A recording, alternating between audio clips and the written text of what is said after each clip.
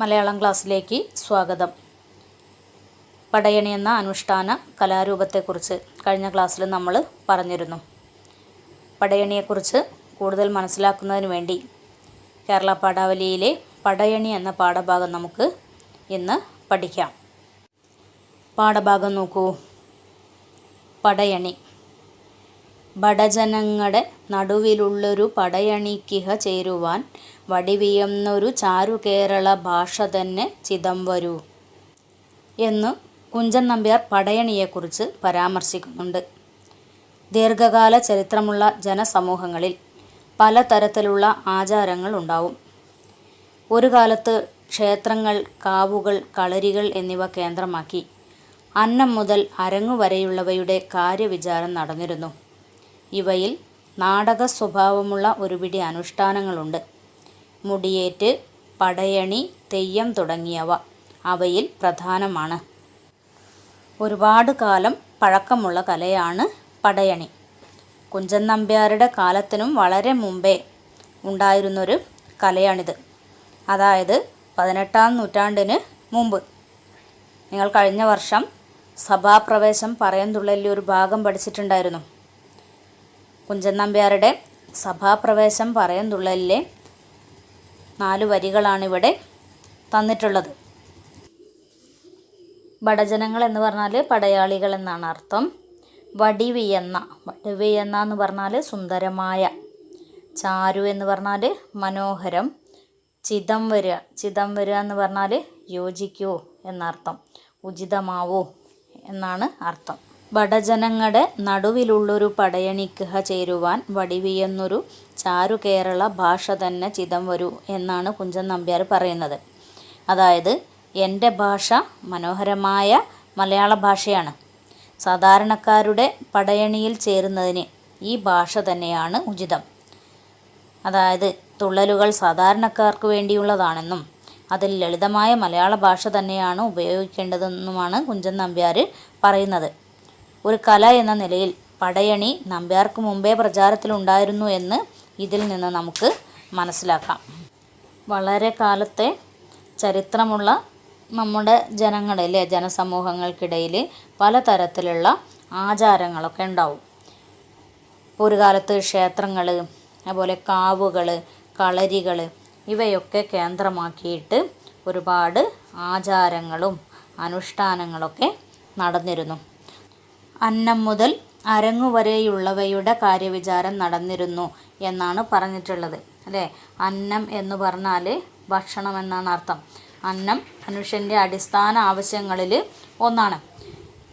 അതേപോലെ തന്നെ മനുഷ്യജീവിതത്തിന് സന്തോഷം പകരുന്നതാണ്, അല്ലെങ്കിൽ മാനസിക ഉല്ലാസം നൽകുന്നത്, മനസ്സിന് സന്തോഷം നൽകുന്നതാണ് അരങ്ങ് എന്ന് പറഞ്ഞാൽ. അല്ലേ? ഇങ്ങനെയുള്ള കലാരൂപങ്ങളൊക്കെ ആസ്വദിക്കുക എന്നുള്ളത്. അപ്പോൾ ഇങ്ങനെ ജീവിതത്തിൻ്റെ എല്ലാ തലങ്ങളെയും ഉൾക്കൊള്ളുന്നു എന്ന അർത്ഥത്തിലാണ് അന്നം മുതൽ അരങ്ങ് വരെ എന്ന ശൈലി ഇവിടെ ഉപയോഗിച്ചിട്ടുള്ളത്.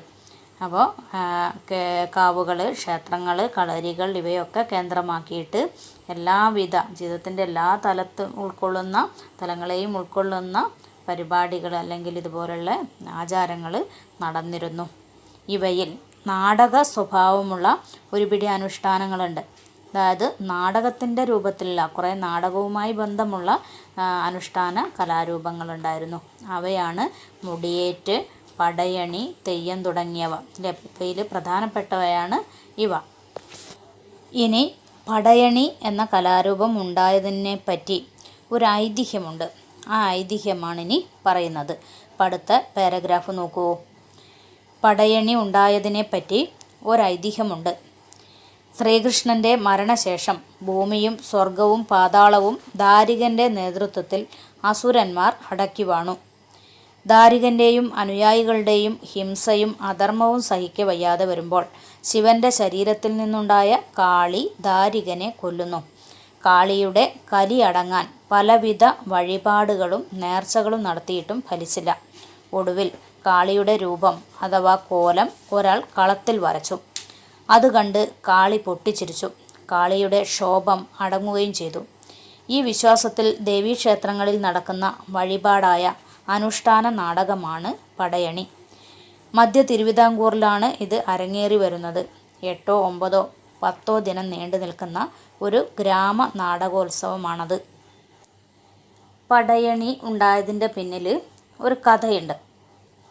ശ്രീകൃഷ്ണൻ മരിച്ചതിന് ശേഷം ഭൂമി, സ്വർഗം, പാതാളം ഇവയൊക്കെ ദാരികൻ്റെ നേതൃത്വത്തിൽ അസുരന്മാർ അടക്കി വാണു. ദാരികനും അദ്ദേഹത്തിൻ്റെ കൂട്ടരും ഹിംസയും, എന്താ ഹിംസ എന്ന് പറഞ്ഞാൽ മറ്റുള്ളവരെ കൊല്ലുക, അധർമ്മം അല്ലേ, ധർമ്മമല്ലാത്ത കാര്യങ്ങൾ ചെയ്യുക, അധർമ്മവും ഒക്കെ ചെയ്തുകൊണ്ടിരുന്നു. ഇത് സഹിക്കവയ്യാതെ വന്നപ്പോൾ കാളി, അതായത് ശിവൻ്റെ ശരീരത്തിൽ നിന്നുണ്ടായതാണ് കാളി ദാരികനെ കൊല്ലുന്നു. ദാരികനെ കൊന്നിട്ടും കാളിയുടെ കലി അടങ്ങിയില്ല. അങ്ങനെ കാളിയുടെ ദേഷ്യമടക്കാൻ വേണ്ടി പലവിധ വഴിപാടുകളും നേർച്ചകളൊക്കെ നടത്തിയത്രേ. എന്നിട്ടും യാതൊരു ഫലവും ഉണ്ടായില്ല. കാളിയുടെ ദേഷ്യം ഇല്ലാതാക്കണ്ടേ? അപ്പോൾ ഒരാൾ കാളിയുടെ രൂപം, അതായത് ആ കോലം കളത്തിൽ വരച്ചു. അതായത് നിലത്ത് പൊടി ഒക്കെ ഉപയോഗിച്ചിട്ട് കാളിയുടെ രൂപം വരച്ചു. അത് കണ്ടപ്പോൾ കാളി പൊട്ടിച്ചിരിച്ചു. അതോടുകൂടി കാളിയുടെ ക്ഷോഭം, അതായത് കോപം അടങ്ങുകയും ചെയ്തു, ദേഷ്യം അടങ്ങുകയും ചെയ്തു. ഈ വിശ്വാസത്തിൽ ദേവീക്ഷേത്രങ്ങളിൽ നടക്കുന്ന വഴിപാടായ അനുഷ്ഠാന നാടകമാണ് പടയണി. അതായത് കാളിയും ദാരികനും തമ്മിലുള്ള പോരും കാളിയുടെ വിജയവുമാണ് പടയണിപ്പാട്ടുകളുടെ ആധാരം. 8, 9, 10 ദിവസമൊക്കെ നീണ്ടു നിൽക്കുന്ന ഒരു ഗ്രാമ നാടകോത്സവം തന്നെയാണ് പടയണി. ഭൈരവി, പക്ഷി, യക്ഷി, കാലൻ, മാടൻ, മറുത, കുതിര, കുഞ്ഞുണ്ണി തുടങ്ങിയ നാനാതരം കോലങ്ങൾ എഴുതി തലയിലെടുത്ത് പാട്ടിൻ്റെയും മേളത്തിൻ്റെയും ചൂട്ട് കത്തിച്ചതിൻ്റെയും അകമ്പടിയോടെ തുള്ളുന്നതാണ് ഇത്. അമ്മയെ പ്രതിനിധീകരിക്കുന്ന ഭൈരവിക്കോലമാണ് പ്രധാനം. കലാപരമായ ഭംഗി കൂടുതലുള്ളത് കാലൻ കോലത്തിനാണ്. ഭൈരവിക്കോലം. കോപിഷ്ഠയായ കാളി തന്നെയാണ് ഭൈരവി. കാളിയെ പ്രീതിപ്പെടുത്തുന്നതിന് വേണ്ടി പടയണിയിൽ ഭൈരവിക്കോലം കെട്ടി ആടുന്നു. പക്ഷിക്കോലം. കുരുത്തോല കൊണ്ടുള്ള ചിറകുകളും പാള കൊണ്ടുള്ള ആഭരണങ്ങളുമാണ് പക്ഷിക്കോലത്തിൻ്റെ വേഷം. കംസൻ ശ്രീകൃഷ്ണനെ കൊല്ലാൻ പക്ഷിയുടെ രൂപത്തിൽ അയച്ച അസുരനെ സങ്കല്പിക്കുന്നതാണ് ഈ കോലം. ശിശു സംരക്ഷണമാണ് ഈ കോലം കെട്ടിയാടുന്നതിൻ്റെ ഉദ്ദേശം. യക്ഷിക്കോലം പടയണിയിലെ ഒരു പ്രധാന കോലമാണിത്. സുന്ദരയക്ഷി, കാലയക്ഷി, അന്ധരയക്ഷി തുടങ്ങി നിരവധി യക്ഷിക്കോലങ്ങളുണ്ട്. കാലൻ കോലം. പടയണിക്കോലങ്ങളിൽ ഭീകരത തോന്നിപ്പിക്കുന്ന ഒന്നാണ് കാലൻ കോലം. മാടൻ കോലം. ഭീകരരൂപിയായ ദുർദേവതയാണ് മാടൻ എന്ന് പറയുന്നത്. മാടൻ്റെ പ്രീതിക്ക് വേണ്ടിയാണ് പടയണിയിൽ കോലം കെട്ടി തുള്ളുന്നത്. ഇനിയുള്ളത് മറുതക്കോലം. ഇതുമൊരു ദുർദേവതയാണ്. കോലം തുള്ളലിലും പടയണിയിലുമെല്ലാം മറുതക്കോലം തുള്ളാറുണ്ട്. പടയണിക്കോലങ്ങളിൽ ചിലത് വിഭിന്ന മതങ്ങളെയും ജാതികളെയും സൂചിപ്പിക്കുന്നതാണ്. അറബിക്കുതിര, കുഞ്ഞുണ്ണി, അന്തോണി അപ്പൂപ്പൻ, ഭട്ടർ തുടങ്ങിയ കോലങ്ങൾ ഇതിന് ഉദാഹരണമാണ്.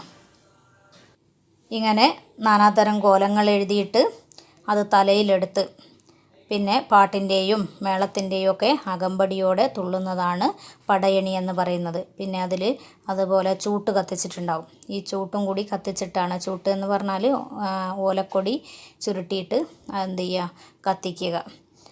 കൂടുതലും കെട്ടിയാടുന്നത് ഭൈരവിക്കോലമാണ്. ഭൈരവിക്കോലത്തിനാണ് പ്രധാനം.